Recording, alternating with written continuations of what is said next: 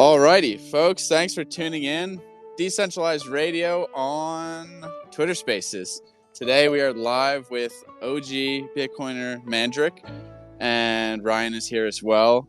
And we're kind of going to go over Bitcoin, how it's changed over the past decade and what's to come, and Mandrake's epic backstory, which some people may be familiar with, our audience maybe not so much. So, Mandrake, how you doing?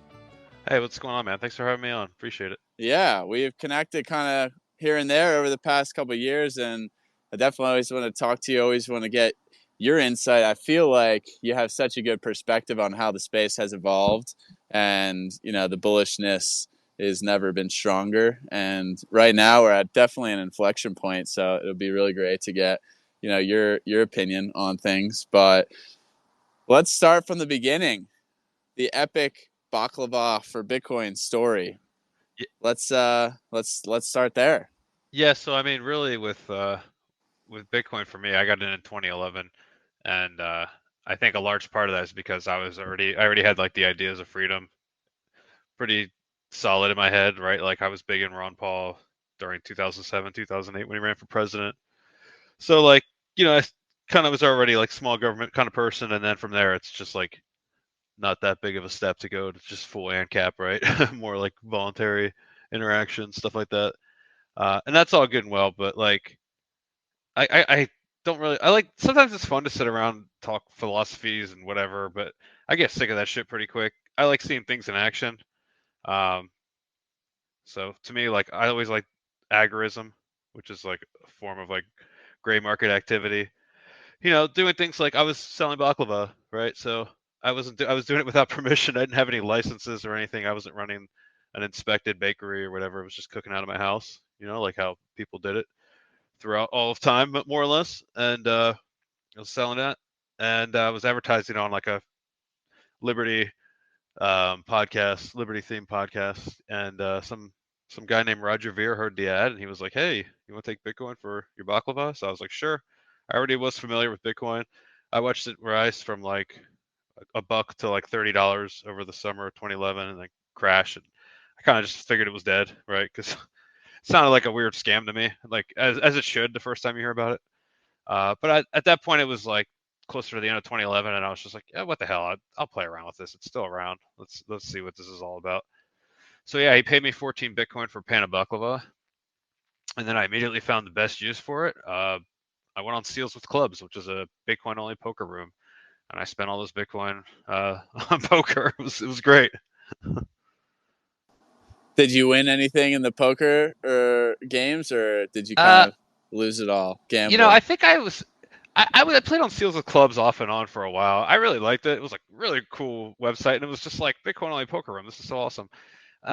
So as much as I played it, I lost some, I won some here and there. I probably broke even, which for me in poker, that's pretty good. Like I love playing poker; it's a lot of fun, and I played on Seals heavily for a few months to help pay bills and stuff. But yeah, That's it hilarious. was probably like a break even kind of thing. I probably didn't really make much, maybe a tiny bit positive, but doubtful. So you sold the baklava for Bitcoin, and then were you kind of like, okay, maybe I should, and start using it for poker, and then do you start just diving deeper and deeper Yeah, from I mean, there? it's one of those things where it's fun, it's exciting, right? But I was also into like I was into any kind of alternative currency. I was living in New Hampshire as part of the Free State Project, so plenty of people up there who were like, "Hey, we'll pay you in gold or silver for goods or services." So I was also selling, I was cleaning homes and I was selling food and cooking at like little gatherings or even like Pork Fest, which is a big gathering in the summer up in the White Mountains.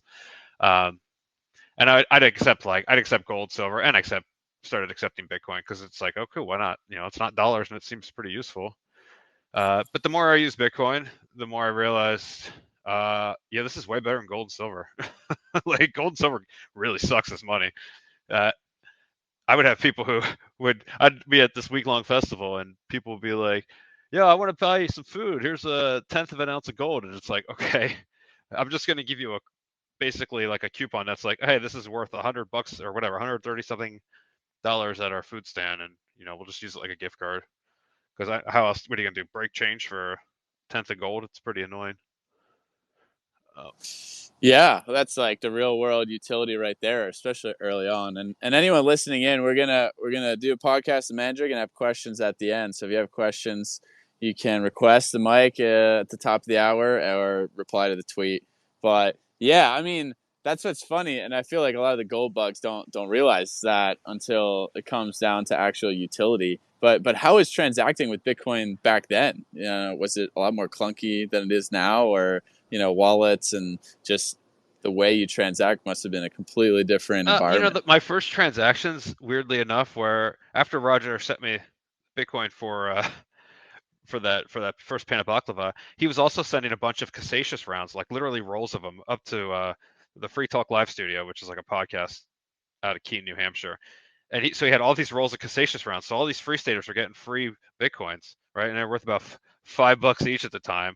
Um, and they were just handing them out. So actually, a lot of my business early on was just physical Bitcoins. It kind of neat. Like it was a really cool introductory way for people to grasp Bitcoin because like there was what are you going to do, like how are you going to learn about it? You couldn't just pick up the Bitcoin standard, right? There was no book written about that explains all the things about Bitcoin, and it's like, okay, who are you going to talk to about it? Super duper nerds on Bitcoin talk, or like more autistic nerds on in New Hampshire that were just figuring it out. Like there weren't many resources. A lot of books that people would recommend to read were fiction books, like that had kind of concepts similar to what Bitcoin would be, but there was no like, hey, go here, read this. This is really a simple way that explains Bitcoin. That took a while, I think, to really get shape out. But yeah, It's yeah, and it's a lot to take on at once. Like I mean, even for me, like trying to convince my parents and other people, like you realize how kind of terrible the conversion rate is for convincing people about Bitcoin because it's a lot for them to kind of undertake, and they almost have to come to their senses like on their own. you So do. maybe that's a question for you. Yeah, like how you discover this, you're already primed for it, being into, small government, Ron Paul, like all these Yeah. things. How did you try and get other people on board in the very Well, I mean, beginning? in the very beginning, it wasn't that hard because people I was talking to were, for the most part, they were free staters living in New Hampshire, um, and a lot of us we're pretty nerdy and we like computers and stuff like that. So uh, the people there were already familiar, were already pretty tech savvy. So Bitcoin wasn't that hard to grasp. Like once they kind of saw it in action a bit, there's a lot of skepticism at first, as it should be. Like I was skeptical for a long time too, like in 2011. Uh, and libertarians and ANCAPs, they're going to be pretty damn skeptical of anything. They're going to be like, was this a hack? Is this some NSA thing? Blah, blah, blah. All the typical kind of thoughts. And then once you get over that and you use it a bit, it just seemed like, well, this is just better money. And what was cool about back then too was it was just the thing we were just looking to use as like currency for like peer-to-peer transactions without using fiat currency. That idea itself was really cool. So if it stayed at $5 forever, I feel like we would have been okay with that. Like there wasn't anybody who was like, I don't remember anybody being like, oh, I can't wait to make all this money off of it. Like at least not that first year I was in it, like 2011, 2012. I mean, there was always, I guess there were some people, but like for them, like they were thinking like years and years down the road, right? Like decades. The way things blew up was much faster than any of us could have ever really imagined. But I mean, that's how exponential growth works. Yeah, and well, I guess that was going to lead into my next question is what was the perception like long term? Like, did you guys were just kind of like, well, whatever happens, like this is just a cool use case, like peer to peer money, like we're outside the system, and Hal Finney had those early thought experiments, but you guys didn't pay too much value to that, and thinking that this really could like uproot into a trillion dollar asset within a decade and a I half. think a lot of people seemed like agreed like it was inevitable that Bitcoin would take off. Assuming it didn't get hacked or whatever, right? Like all the things that seem kind of silly to say now back then weren't because Bitcoin hadn't been running as long. But I think people could see Bitcoin rising like that, like to multi-trillion-dollar asset. It didn't seem unrealistic. I think the timeline is really what shocked most of us. I'm sure there's some people that were like, "No, I knew it would happen this fast." I definitely wasn't one of them, but I think it's because I just didn't fully grasp just how powerful Bitcoin was, because I came into it for the freedom aspects and stuff. But like, there's so many facets to Bitcoin that it's like it's really hard to get a full grasp of like what Bitcoin is until after many years. And even then, it's like, I mean, who really understands Bitcoin? Yeah, it's one of those things where you kind of think you know in the beginning. It's like that the classic curve, right? And then you realize how little we do know, and you just continue to be a lifelong learner. What was like your inflection point from the beginning about like kind of moving to New Hampshire, or being pro freedom, anti-government? Was this something that you were raised on, or you kind of found in your young adult life back in the So 2000s? I mean, I'm in my 40s now, so like I was one of the later Gen X kids, and I grew up with a pretty anti-authoritarian streak. Like I was very anti-authoritarian, but I was also like not stupid about it, where I would just want to get in trouble and stuff like that. I was always more sneaky about it, but I never liked being told what to do. My family's Greek. Greeks have it, they have a pretty good history of being pretty fucking stubborn.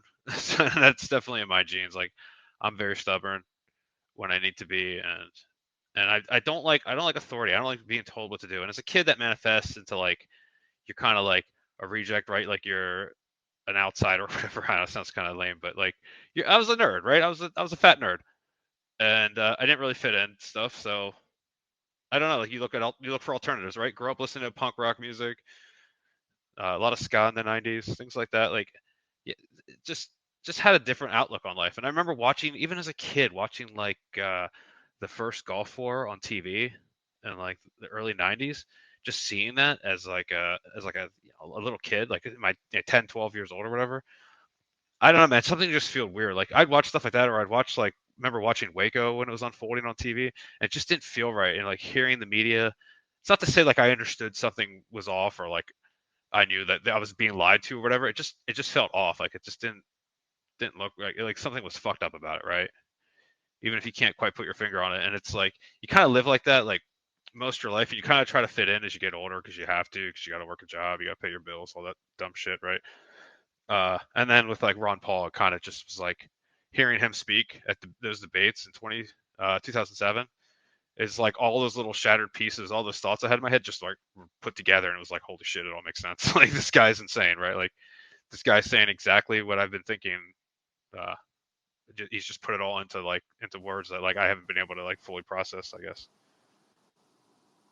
He said what everyone was thinking out loud, on a political Yeah. stage, which is pretty cool. And I think that, yeah, that primed a lot of people.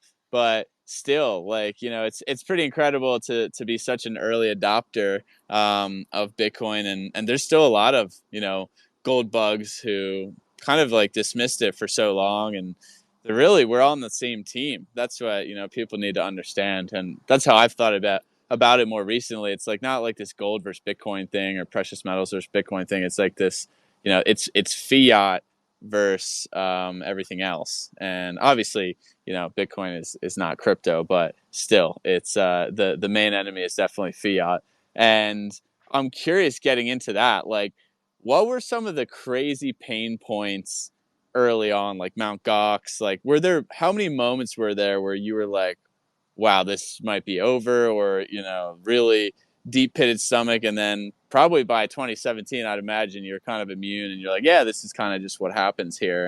And the last drawdown was probably just like, you're like, yeah, this is what happens.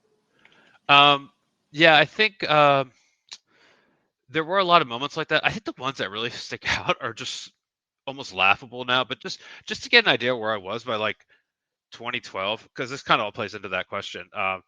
As I was using Bitcoin in 2012, I was getting more and more obsessed with it, and you could probably relate to this. Like when I get involved in something, I just want to get 100% in there, right? Like I just wanted to completely consume my life, and that's basically where I was at with Bitcoin by like halfway through 2012. So that's when I was just like moving towards like 100% Bitcoin income and working in the industry, and I started working at BitInstant. So working at BitInstant, I when I was in the office, I was working remote, and I also go into the office in Manhattan. And there were some moments like that. Like I had to work with Gox working at BitInstant because we would we allowed people to buy Bitcoin with cash at drugstores. Right, this is Charlie Shrem's company, right? And this is before any regulations in Bitcoin were really there. So people would just go in, they would use the red phone, the MoneyGram phone. They would MoneyGram up to $300 to this company called ZipZap. Once they confirmed they got the money, we would send the Bitcoin to the user, and I handled support, technical issues with anything, whatever. Um, and I got to work with Mel Cox, and it was a train wreck. Like I remember seeing, like at the time I had all my funds in Gox, hilariously enough. Uh, but working for a bit instant and seeing how much of a shit show Gox was, I was like, okay, I got to get out of this, right? And that's we moved to like paper wallets or whatever we had that was the best at the time. Um, but yeah, there were some scary moments for sure. With when they when they completely went under, that was one of the craziest bear markets, 2014. That to me is like the worst of the worst bear markets. But I never had any real doubt in Bitcoin. I just because I was working in the industry, and by 2013 my wife was too. We were working together at at the time blockchain.info. We were the first two employees, and we're getting paid in Bitcoin. So it's like when all this crazy shit happened and the price dumped, it's just like, oh cool, we just get more Bitcoin now. All right, and we're already pretty frugal, so it's like whatever. We just live off of what we need, and that's about it. But working in the industry really helped with not having to worry too much about like crazy moments in Bitcoin. Really, like where you just like you're not sleeping over it, or you feel like it's gonna you have like crazy doubt. Um, I feel like it would have been a different experience if I wasn't working in the industry, especially with my wife. Like that really helped. But there, there's if you want to hear something really dumb, one of the moments that freaked me out the most was when somebody released this, and I think it's still around, but they released like this website where they claim to have cracked Bitcoin, and it was every private key allegedly, right? Like somebody was just generating private keys and posting in plain text and making it look like there was pages and pages of it, and they were trying to make it look like it's every private key. And this is when I was early in Bitcoin, and I was so dumb and I was freaking out, but I couldn't get to. I was thinking like I gotta sell my Bitcoin now before this whole thing comes down. And then like I was talking to my roommate about it, and he was like, he explained to me how stupid I was, and I'm like, oh okay. Like I didn't even get it at the time. That's Yeah, hilarious. Yeah, I like it's funny the first kind of crazy drawdown you experience as well, and I mean I've become immune to it now. You know when you're a real Bitcoiner when you're happy that the price goes down. I mean I tell yeah, everyone that like like you just said, right? Like the opportunity to stack cheap sats is like all you want really because you know what's gonna happen, long term. Like there's only one outcome. So that's when I started realizing, that's what I want, and I just want more opportunity. So I bet if you're working in the industry and you're able to kind of understand the dynamics, you're even more so kind of like, yeah, okay, well, look, I was here at $5 or whatever. This is not going anywhere. It's just temporary pain, and here's an opportunity potentially of a yeah. And I lifetime. was working customer service, so I'm just talking to people and helping them, right? So I can clearly see tickets coming in every day, all the time, and it's like people are still using Bitcoin, so I guess it's not dead, right? They're still using this thing. Uh, Who was buying Bitcoin back then? Like who was like in customer service? Like who's a typical like customer? Like was there any kind of sense to that? Like any kind of average personality? well, I also used and the most part was like nerds. I'm sure they had a lot of people that were using Silk Road too at the time, before it was shut down. Uh, but I think it was mostly just like nerds.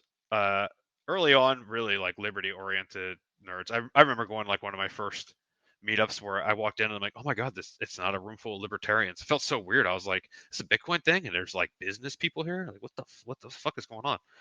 It's just whack. It was strange, but I did a lot of local Bitcoins too, because since I was getting paid in Bitcoin, so I met a lot of people in person uh, that I sold Bitcoin to back then.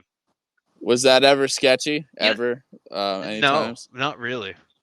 Because I always made sure it would be like, okay, if I'm gonna meet them, we'll just meet inside Starbucks, or we'll go to like a grocery store's food court, or what they have like those food things inside, and I would Yeah. just be like, we'll just meet somewhere where there's a bunch of people, and it's not sketch at all. And I had low limits. I wasn't selling large amounts because I already saw like the feds or whatever states were trying to bust people for whatever money laundering. I guess I don't know. Like they had all kinds of things. So it's like just do small amounts. But no, I didn't really meet any sketch people. I had a couple of people that I pretty sure they were using it to buy drugs. But they never said anything because if that's another thing, right? If somebody said like, "Oh, I can't wait to buy drugs with this" or whatever, I'd be like, "Okay, I'm not selling this to you because you're clearly Yeah. yeah. I wonder if you're a cop." Uh, Yeah, that's crazy. I mean, that's smart as well, but it's just funny because it's a completely different dynamic. I mean, like people listening in, and again, if you have questions, we'll do a Q and A at the end. But people listening in that maybe just kind of joined the Bitcoin space, or maybe even just recently in the past year, or even the past 2 years, it's just like a completely different it, dynamic than it is it kind today. of sucks in a lot of ways because getting your non KYC sats was easier back then, and now it's a lot Yeah. harder, which really sucks. Like that to me is like peer to peer Bitcoin transactions. Everyone should do one where you buy Bitcoin for somebody from somebody with cash. Like it's just the best way to buy Bitcoin if you're going to buy it. Or earning it's my favorite way to accumulate. But if you're going to buy peer to peer cash, that's just every time I help a cousin or an aunt or whoever, any kind of friend or family member with Bitcoin stuff, I always give them a cold card. I have like a whole stack of new ones. I give them one and then I sell them Bitcoin with cash at spot. And it's like, here you go. This is the best experience you're going to ever have buying Bitcoin. Next time you want to do it and you want to use an exchange, it's going to suck, you know? Yeah, it's spot on. We talked about that at our Wyoming Bitcoin meetup this past weekend, and we were all just kind of like trying to, yeah, get more non KYC peer to peer. We're like, we need to get back to this. Like, this is the core principle, and we'll get into like the ETF and everything, and how that it completely changes the entire landscape, the premise, the point, really, of Bitcoin. But you mentioned the hardware wallets, cold card. Like, what obviously you remember when that like first came out, like what was it like kind of in the early days of self-custody hardware wallets? And yeah, obviously we've come a long way, and I think we've almost not solved it, but there's so much great education, information, and options now out there that it's a lot better than maybe even 4 years Yeah, ago. so I mean, when I did support at blockchain.info, that was a hot wallet, and that's where it was a non-custodial hot wallet. So people would log on to the website, generate a user ID, and then blockchain.info would store the encrypted wallet on their server, but decryption happened in the browser. So it was if the user lost their password, basically the funds were gone because blockchain.info didn't have access to the wallets. Uh, and that seemed like an okay way at the time to do stuff, but like because there was no hardware wallets. Trezor did their Kickstarter. They actually did a Kickstarter for the first Trezors, and that was like summer of 2013, and then they shipped like a year later. And I got a couple of the first edition ones. It was pretty cool. And those were so great. But like when I started at blockchain.info, I can remember our first staff meeting, which was just myself, Roger Ver, and the CEO and the founder of the company, Ben Reeves. I talked about like, yo, these guys are working on this hardware wallet. Like, we could have it so people could use that on our site, and like they could choose our website as like a watch only, and the keys could be stored in the hardware wallet. Like, this would be really cool. They never went with it, but like when I got my Trezor in the mail in 2014 and I used that thing, it seemed like a game changer. Like it completely changed. It made it so much easier to hold Bitcoin because before that, what were we doing? If you wanted like offline storage, and I'm sure smarter people had better ideas, but like what the pleb thing would have been to do is to make paper wallets. So you would have to have an offline computer and a printer, an offline printer, and you would print a bunch of private keys. You could use like BIP38. Yeah, BIP38 was like a way to encrypt the private keys, or is it 39? It's one of those. I always get this. I think it's Yeah, yeah, yeah. 39 I always maybe. get this, yeah, yeah. I always get it mixed up. But the one, yeah, it was saying encrypt. Your private keys would be encrypted with a passphrase. So you would need the passphrase to Yep. whatever, right? Like, so you would print off a bunch of these, and then you would have these pieces of paper with all these private keys on them, and then you could use them to deposit and send. It would have like the QR code for sending and receiving, QR code for private and public, and you would store those like that was your backup essentially because that's what it is the actual private keys. And then you'd have to find like what are you gonna do with this computer and printer now? Well, I guess I'll just destroy it. I don't want any record of these this generation. It's so stupid, right? This is dumbass ways potentially lose your Bitcoin because you screw up somewhere. And Trezor really fixed that. Like they were very innovative at the time. Like we needed that in Bitcoin badly. Were they the first? So they were kind of like the first. I don't remember exactly, but They were the first ones to ship a hardware wallet. Yeah, without a doubt. yeah, it's again. I think even today, right? Like just like trying to get my mom to self custody, it's like such a challenge. And before the hardware wallets, like yeah, everything you just mentioned, that it's just too much. But I mean, now that we have all this kind of new on ramps and exchanges and everything, like what percentage of people that own that Bitcoin exists will be self custodied like in the future? Like I feel like this percentage is going to keep going down and down and down, especially with the ETFs. And is that a concern to you for like regulation legislation? And yeah, how do you think about the future of kind of self custody and really how that's going to be kind of maybe waning as we have the ETFs now? I think what's concerning to me is that people don't like personal responsibility, or they like it less and less. Maybe and That's a maybe that's fact. not fair to everybody because maybe some people are like, "Hey, look, I don't know how to manage my Bitcoin. Like this is this is beyond my understanding. Like I may be like this super smart guy in this other field, but like I just don't get Bitcoin. I want somebody else to handle it." And that's fair, I guess, right? Like as Bitcoiners, we're like, "Well, you should learn and self custody, blah blah blah." But then some people, it's like they don't got time for that shit, I guess, and whatever. So I don't know. Like I agree. I think self custody is gonna go down more as more people come into it that aren't they're not like us, right? They're not going to be hardcore Bitcoiners. Maybe they're accumulating Bitcoin because it's just that's what you do now with your portfolio, right? You have a percentage of it in Bitcoin, whether it be ETFs or whatever. So to them, it's just going to be another thing on their 401k kind of thing, right? Where they're just like, I don't care as long as the number keeps going up, right? Uh, so there's going to be people like that, just as there were people who when I was getting into, when I was into Bitcoin early on, and people who were getting into it to make money later, 2013, they were just they all they gave a shit about was making money, and that was foreign to me too. But uh, I guess it is kind of concerning though, still. But I don't know. Like I'm going to continue to self custody. I'm not really worried about regulations and stuff because like if I can't use my Bitcoin for the transactions they say I'm not supposed to make, then Bitcoin's pretty much failed, right? This episode is brought to you by Wyoming Based, my new apparel company that is focused on providing high quality natural fiber based products using 100% US supply chains. Our first two products, the 100% wool everyday beanie and 100% wool rib sweater, are proudly made right here in Wyoming using local wool. The wool is low itch, high quality, and durable, naturally antimicrobial, and way better for your health and the health of the planet. If you want to support a local US brand and are tired of supporting woke outdoors companies that shill plastics, check us out at wyomingbase.com and pre-order your sweater and beanie today. Yeah, no, spot on. Like, but then it does get into the non KYC component is pretty important to a certain degree. But yeah, if you can have a circular economy, the biggest concern always is the fiat on and off ramps, right? So it's like depends how much. Like, say they start banning self custody, and your local rancher doesn't accept Bitcoin for payment.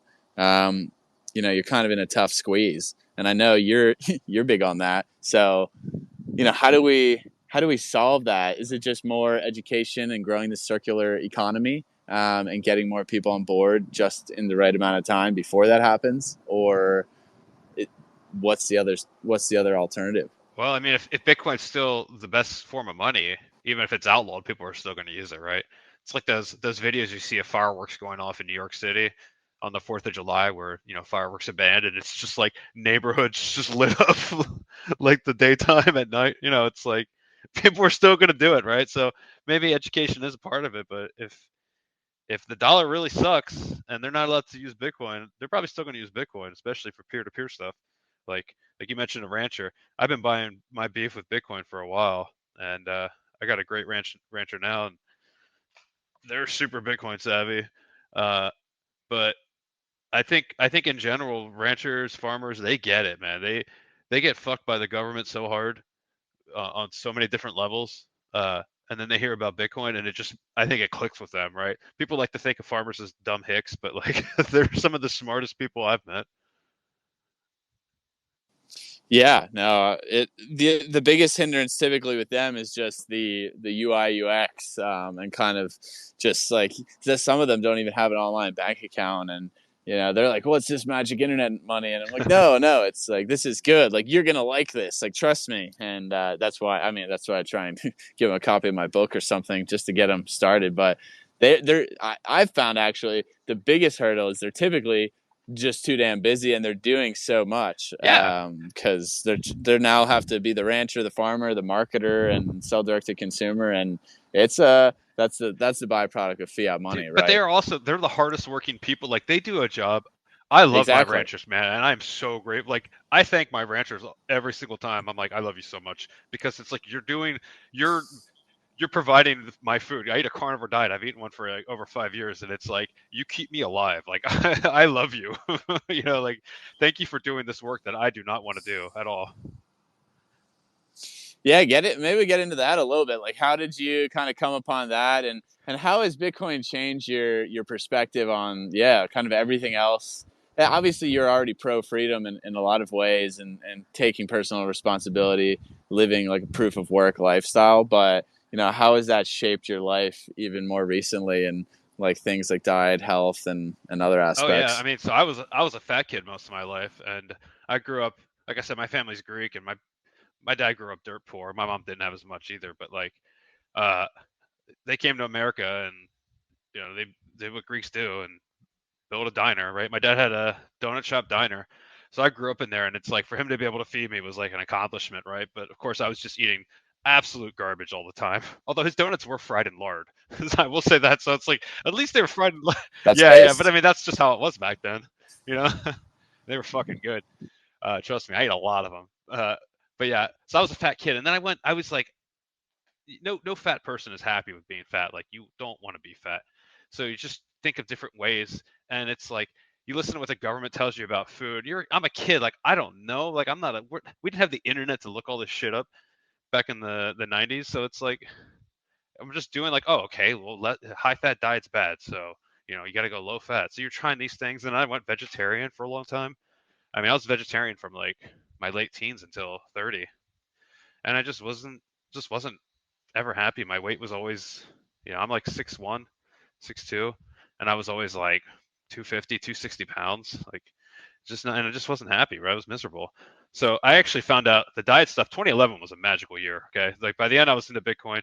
And at the start of 2011, I went on like a keto diet, which at the time we were calling it like the libertarian diet because all the free staters in New Hampshire just embrace the paleo keto style diets, right? And all these fat people were just shedding all this weight.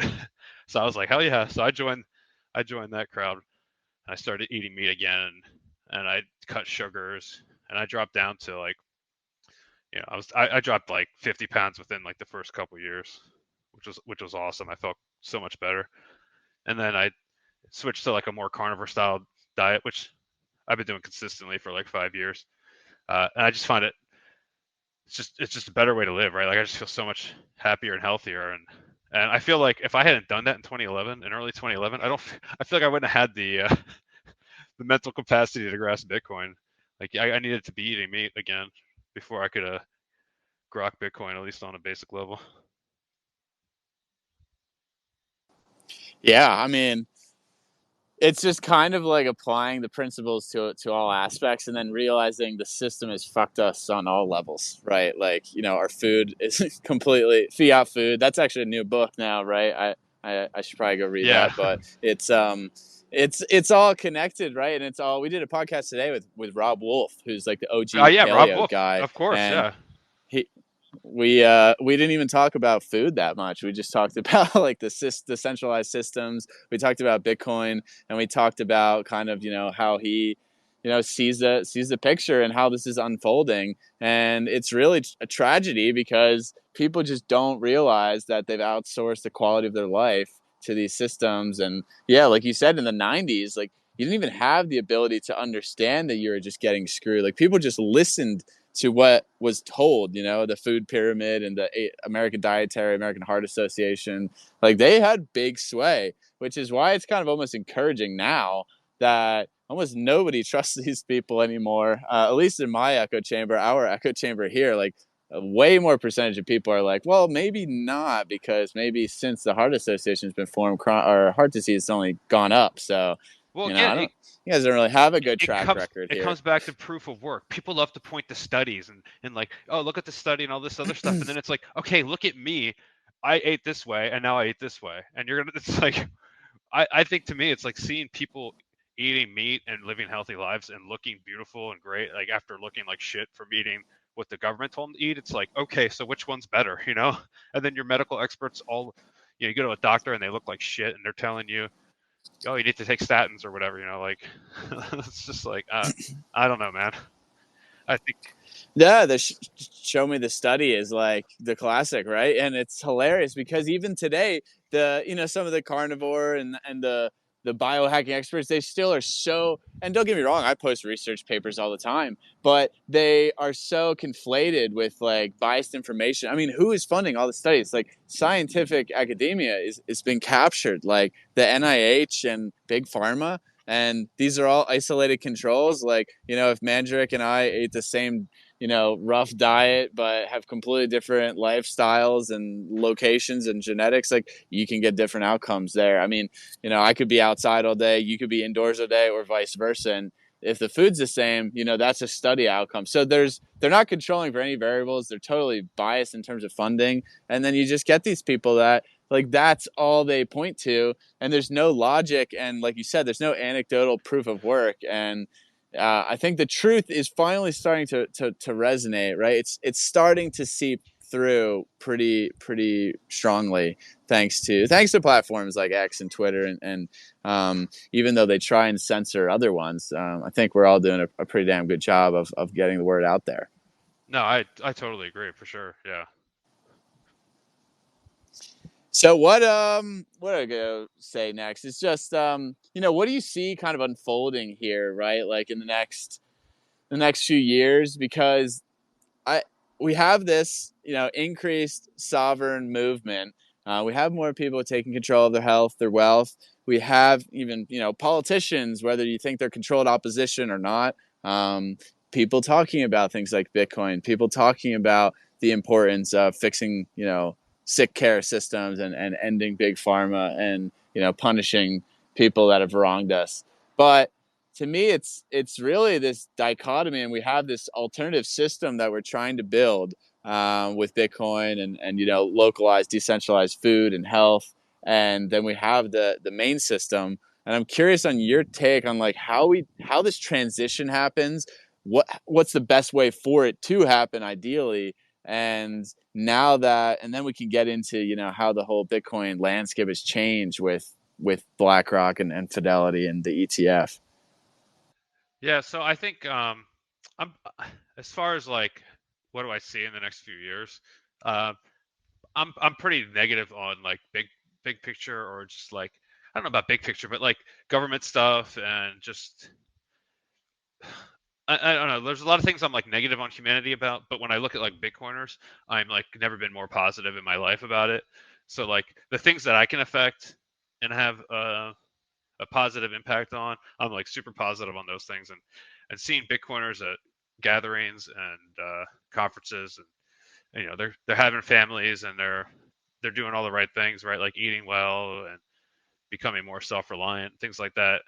I'm so positive on that. And that to me is like way more powerful than, but when I look at like government and politics and stuff, I don't really see much positive there on that front, with like the whole Iran shit going on again. It's looks pretty bad, but I don't really like focusing on those things. I like to focus on more positive things that actually matter, that I can have an influence on.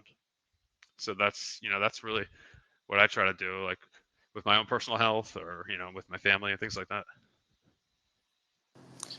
Control what you can control. I mean, that's the best way to go about it. And who knows, right? Like, who knows what's going to happen? But having a doomer mindset is not it's not good, right? Like, it's not healthy, and it's not like you're not going to do anything by having that sort of attitude. And that's why I appreciate people like Marty Bent saying we will win. Like, we will win. Like, we're on the right path, folks. Like, we're doing some good stuff. We're getting more and more people on board. We're getting more people with boots on the ground, creating companies, creating solutions, creating opt-outs that are actually gonna empower other people to, leave the system. And eventually, if enough people leave the system, the fiat Ponzi scheme comes crashing down. When does that happen? I don't know. How does it unfold? Is it going to be pretty? I mean, it's not going to be like, this elegant thing and everyone's just going to be lovely about it. Probably be ugly. But if you have kind of a sovereign life, potentially it's a non-issue for you, but you never know. And that's what I try to focus on. And having that multi-generational mindset is really the key, because like you said, we're having, we're the ones having like families and eating healthy. So it's almost, I think about it as almost a natural balancing mechanism, right? Like, this is nature's way of like ridding the earth with people who have a poisonous lifestyle and mindset. Yeah, and a lot of those people aren't even having kids, and they're pretty negative, and Exactly. And I interact with some people like that still, and it's kind of a downer, right? Like, it's like, I don't really want to interact with this person. Like, what am I doing? Because they're just so negative on everything. They don't have anything to like look forward to or to live for, right? Like, and it's kind of sad. And they feel that way about like humanity as a whole, or everything in the world. I don't know, man. It's a bad way to live. It's a reflection upon themselves as well, because they really don't have anything that is fulfilling in their life, because they've outsourced their happiness to low dopamine, kind of quick dopamine hits, and now they're stuck with the repercussions of that. But anyone can turn it around, right? Like, that's the beauty of this, and pretty much all of us have. Like, no one just waltzed into Bitcoin or into like decentralized health, and it's typically they got there because shit was going on in their life and they had to fix it, or they had like years and years of building upon this, and then it kind of just made sense. But that's the proof of work of it. It's just like there's no people who just got the easy way. And even people talk smack about folks like you. Oh, you got lucky, right? Like, you got into Bitcoin in 2011. It's like, this guy is diamond hands, right? Like, he was so convicted with his opinion on Bitcoin. Like, you deserve to have the Bitcoin that you do, and that's also conflated to some degree. Well, yeah, and most people who got in back then didn't stay in, because it's just the logical thing to do when something goes up, 100x or whatever, is to take the profits, right? You sell it, and it's like, wow, you just made all this money. Like, that makes sense. But like, to me, it wasn't, since I didn't get into it to make money, it seemed like a no-brainer. And I was like, I'll go down with the ship. Like, I don't give a shit.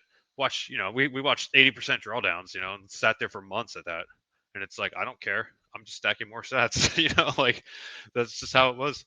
It definitely requires a level of autism for sure, right? Like, but there's a lot of elements. You can't say there is some luck to it, because it's like, oh, you're lucky you didn't have some kind of screw up where you lost your funds or whatever. There's a million things that could have happened, or you're lucky you didn't have a medical emergency where it's like, okay, now you have to pay for all this medical treatment. There's like elements of luck to it like that, but like, ultimately, anybody who's like, I wish I got in 2011, it's like, yeah, you just would have sold in 2013, like 100%. That's what most people did, because that's what you're raised to do, right? You're raised to be safe about it, have a diversified portfolio, all that shit, blah blah blah. But sometimes it's like, hey, you know what? I want to say I went all in on something, and like, faith and everything. Like, I put everything into something, and if it goes to zero and I got to start over, it's like, I'd rather do that than miss this opportunity, right? And you don't get a lot of chances like that in life, I don't think. That's spot on. And I try and tell people that. I mean, I'm thinking about, I'm probably going to sell my house and so I can buy more Bitcoin right now. And people are like, are you crazy? Like, it's such a good investment property. I'm like, you don't get it. Like, like this is a once in a lifetime opportunity. And yeah, like, this isn't a stock, right? This is money. Do you diversify like the US dollar? No, you don't. So people, there's different stages for everyone, and I'm happy to get even some people just owning Bitcoin. But it's just hearing you say these things, it just resonates so strongly with me, because that's why I love talking to Bitcoiners and going to meetups and things like that, because it just makes sense and we get it. But most people are not, and that's why most people won't reap the rewards of it. I mean, if they already have extreme wealth and they have 10% of their portfolio, like, yeah, but they also put in some fiat proof of work before to get to that level. Maybe they inherit it, but still, it's just different. And I'm going to ask you, maybe, do you think this is kind of the last time that people can really create generational wealth before this next potential bull run? Because that's kind of a lot of people's opinions, and I think it might be true. I like, I love reading predictions and I like making them, but I also acknowledge that whenever I make them, it's just a complete guess pulled out of my ass kind of thing. Like, oh yeah, but it's still fun to me. Like, it's kind of like it's like the horoscope element of Bitcoin. I don't know. I kind of dig it, even though I know it's bullshit. Like, so I don't know, honestly. Like, I could see that, but I still have a hard time imagining $1 million Bitcoin, even though I know it's going to happen. Like, I feel pretty confident that's going to happen. Like, there's not really much doubt in my mind about Bitcoin's success at this point. It's still, for me, it's like, imagine that happening in the next couple of years doesn't seem possible at all, and I don't think it will. So I don't think this is the last chance. But like, I would love to be proven wrong. But at the same time, at what cost does that come? Like, if that comes at the cost that like we see a lot more hyperinflation in the world and things like that, like that's not really what I want, right? I want people to have more time to stack sats, and I honestly I hope they're not running out of the time. I think that's ultimately why I don't think it'll happen as soon. Like, because part of me just wants people to keep stacking, right? Like, I don't want BlackRock to get all the Bitcoin. I want my neighbors to start stacking while it's still cheap. Well, that's definitely the dilemma I have as well. And there are folks that are like, the rip the band-aid off quick and get this over with. And I don't know if I agree with that. And then I also have my selfish intuition as well, being, somewhat relatively young, is I want to keep stacking sats as well. And I kind of agree with you, but then I'm like, BlackRock is going to just, get all this Bitcoin, like probably very, very at a good pace here. They already are, and in the approval window that we have so far, and it's kind of inevitable, but it's a big concern to me. And $1 million Bitcoin maybe further out. I think people underestimate how long it takes for like geopolitical situations and kind of just large, moves on a landscape. It is gradually then suddenly, but that gradually can take a long ass time. So yeah, we really don't know, but I'm kind of on the same page with you in that capacity. Yeah, you just kind of, you want people to have more time for sure, but you also realize time's probably running up. So it's like, oh God, would you guys start stacking, please? So and everyone who's listening in, thanks for joining us. This is Decentralized Radio Live with Mandrake. We're going over the Bitcoin landscape for the past decade and then some with an OG Bitcoiner. If you have questions, we'll open it up shortly here. Request the mic and come up. But yeah, man, it is sad, and especially for close friends and family when you know the outcome. But I want to talk specifically about the ETF. Are you positive, neutral, or negative on the situation? Why? And maybe get into that. Yeah, so I didn't even know what an ETF was until like a few years ago. I never really grasped traditional finance. Like, TradFi was never my thing. I just didn't get it. It never made sense to me, no matter how much it was explained by my then financial advisor back in the day, or my ex-wife, or whoever. Like, it's never clicked. Bitcoin made way more sense to me. So the idea of an ETF, when it's explained to me, I understand what it is, right? Like, probably couldn't explain it well, but I get it. I don't understand why anybody would want to buy that. Like, I'm somebody who actually, I had a 401k. I just cashed it out, took the tax penalty. This is like 2013. And then I used a little bit for some bills, and I put the rest in Bitcoin. Like, that to me was like, okay, whatever, I'll just take the tax penalty. There wasn't any real way to roll over the IRA into some kind of Bitcoin thing back then. But even if there was, I wouldn't have done it, because it's like, well, why would I let somebody else hold these Bitcoin in some weird fund that I can't access them? It's the same way as like buying paper gold. Like, I was a gold bug my entire life. My dad taught me about gold and silver when I was a little kid, because he was a goldsmithing apprentice in Greece. So like, he had all this experience with it. So like, to me, it was like, why would I want to own paper gold? I want the physical gold. Same thing with Bitcoin. Like, So I'm not positive. I just don't really care. I guess like I'm in that camp where it's like to me, I'm like it's kind of gross because it's traditional finance, but it's also it was inevitable and it's probably long term very positive for Bitcoin. Like for a number go up, right? Like I get that, so it's like cool if that happens, right? But like I mean, whatever. I don't know. I'm like the worst person on ETF stuff probably.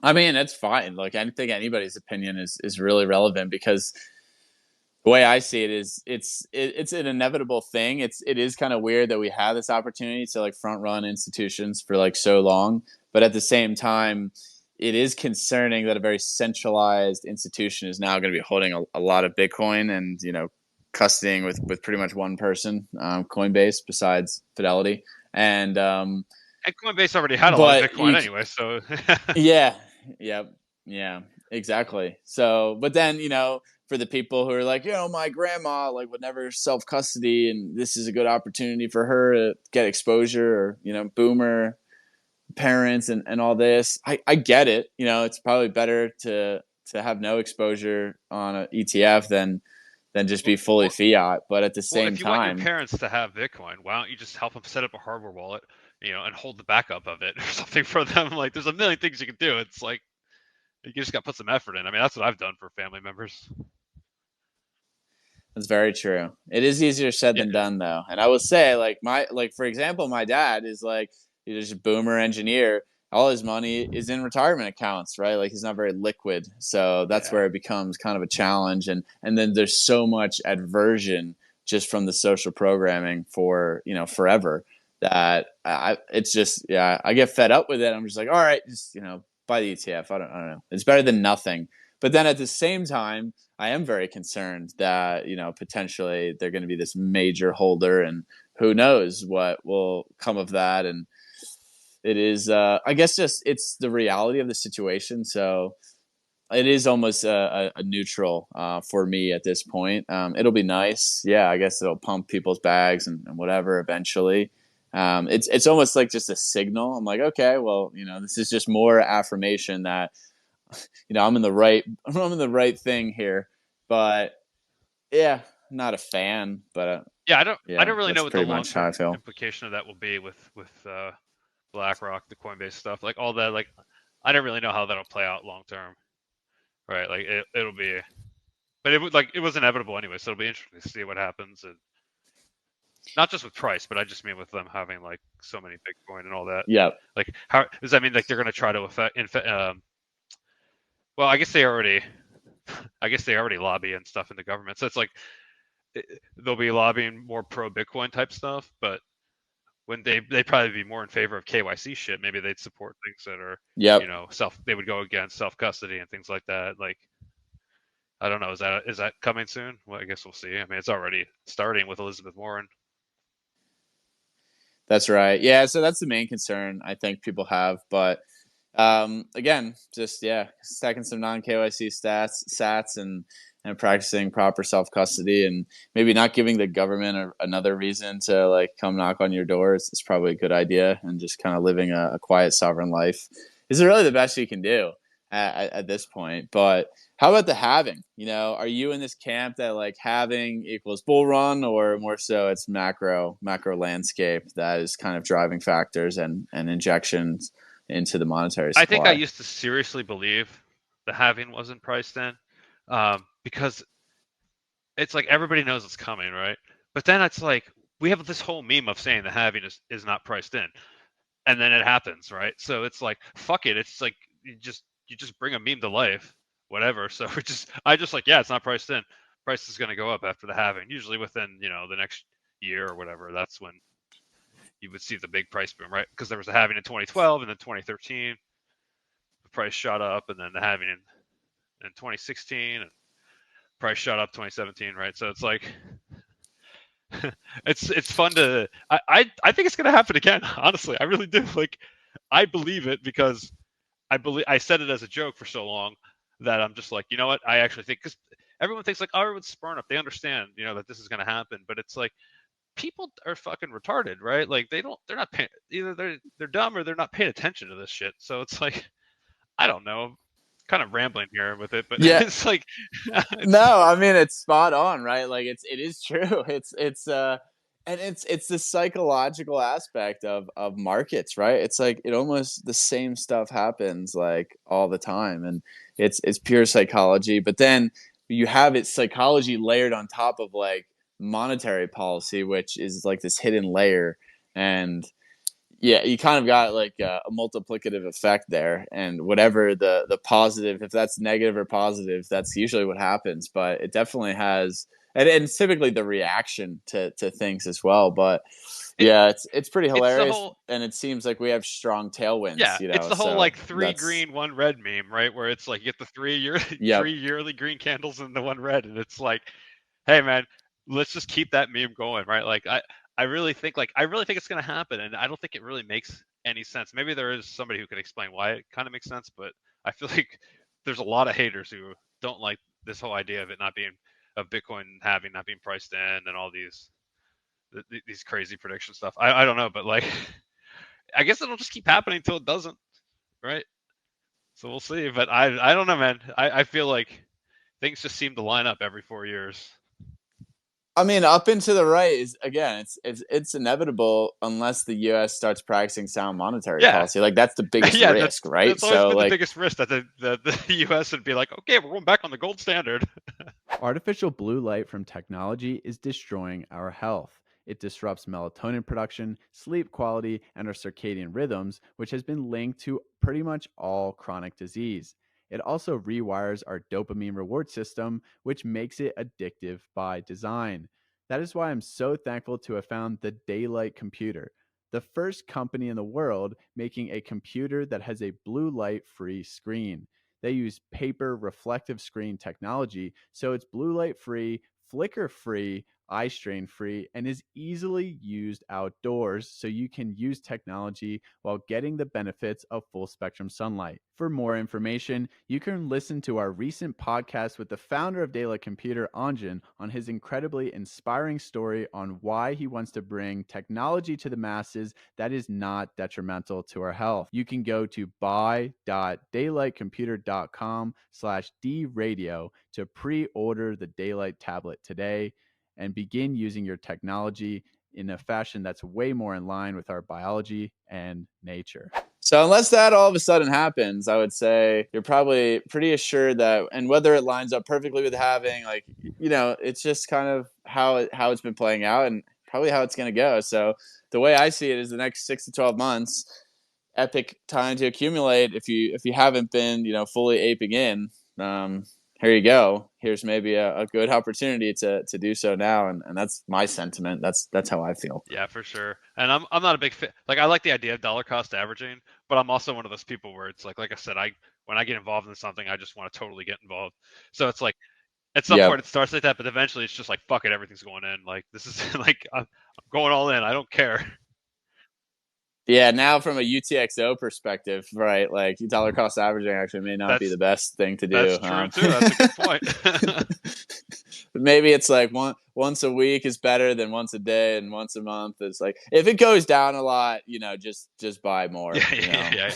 but don't leave too much cash on the sideline either, Yeah. right? So it's it's that fine balance we all have. Well, Mandrake, last question maybe, and then we can open it up to anyone listening. Is, you know, what's been the biggest change that you enjoy and that maybe you don't enjoy from the greater Bitcoin landscape and community, kind of now here in 2024 compared to say 10 years ago, 12 years You ago? know, I like things getting in on things on like the ground floor or like maybe the first floor or whatever. Like it's kind of fun. I like that charming time period. Like when I started working at blockchain.info and I was the first employee, my wife was the second. Like people aren't a big fan of that company anymore. Whatever. Like I don't really have much of an opinion on them either, but I am a shareholder. But like in those early days when it was just like a few people, like there was like magic to it. Like I love that early startup thing. And then when it starts growing and it's like now you got to hire all these people and train them and do this job, I'm just like, yeah, fuck it, I'm out. Like that's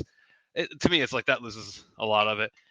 So when I think about like Bitcoin in those early days when it wasn't about making money, it it was so fun. Like it had this charm to it that I don't know, like it's hard to recapture that. Of course, I didn't leave Bitcoin when it, to me, it's like Bitcoin's so interesting that I still love it. But I really like those early days where it was just we were just using it as a form of peer to peer currency, right? And I think that's why a lot of like Bcashers are so pro Bcash and not, and they don't like Bitcoin anymore. They like Bcash because it's still about that. I kind of get that, but it's also Bcash is just laughable at best.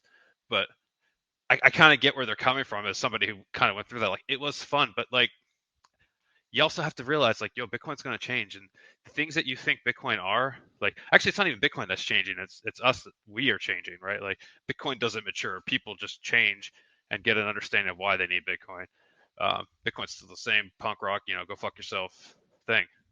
So like I like that. Like I'm okay with like watching things change in Bitcoin. Like to me, that's just inevitable.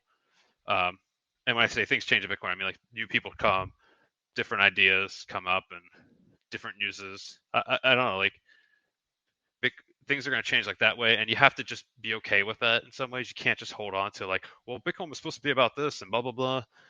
I don't know, like I don't hold on to that kind of stuff.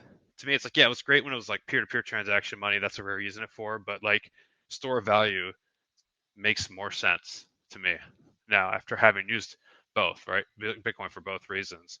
And I'm still cool with like peer-to-peer transactions. Like I said, I pay my rancher in Bitcoin.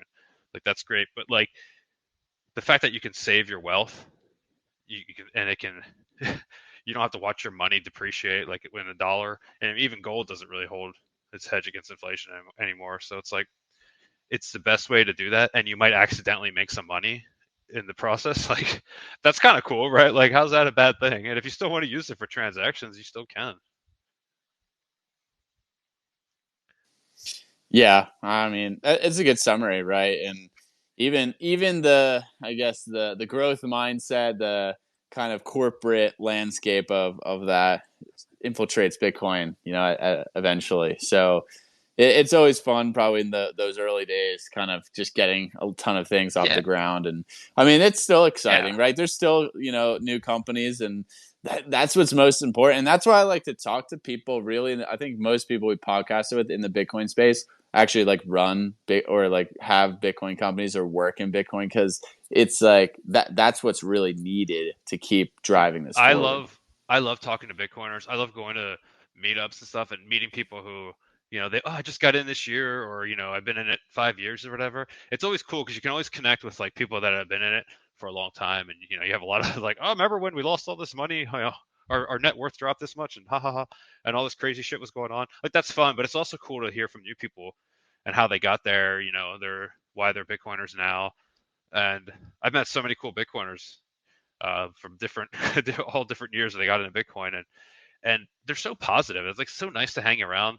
I really like that. Like I like that positive vibe, because it's like I don't really want to be around negativity all the time. That's just not helpful. And I think Bitcoiners overall are super positive. Especially when you meet them in person, right? You got to go to meetups and stuff. You just have to. It's great to talk on Twitter and stuff, like even on Spaces. It's really nice, but nothing beats just hanging out in person.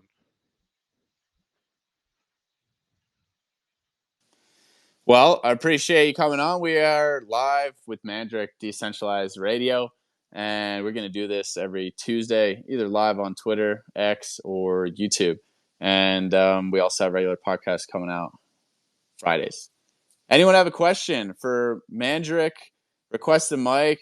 Ask about Bitcoin. Ask about baklava. Ask about anything decentralized, and we will approve you to come up. If not, thanks for tuning in. And And I haven't had baklava since 2011 either. I don't.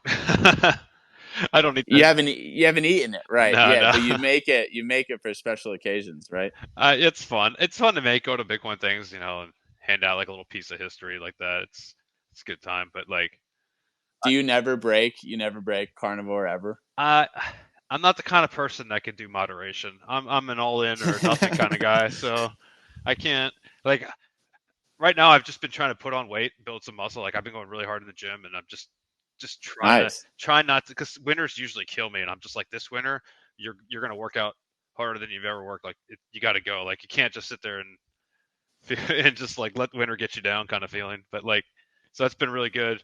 But I'm just like eating tons of beef. which is great. Like, there's nothing better than sitting down to like 2 pounds of steak and just putting it away. It feels so good. It's impressive. That is impressive, man.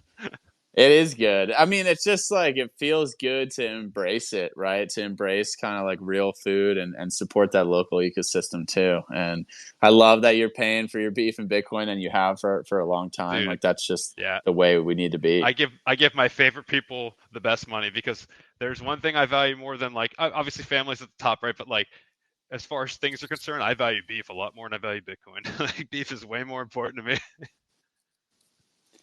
Well, you need to eat, right? Yeah. We need to eat food, water. You could deal with a little less Bitcoin, but it's that exchange of value for value that definitely, I mean, it strikes a chord, right? And that's what I was talking with Rob from Alpha Bar yesterday, and it's like the reason why all these companies that accept Bitcoin have such high quality products is because no one's going to pay you in Bitcoin if you have a shit product. Like it's such a high exchange of value for value.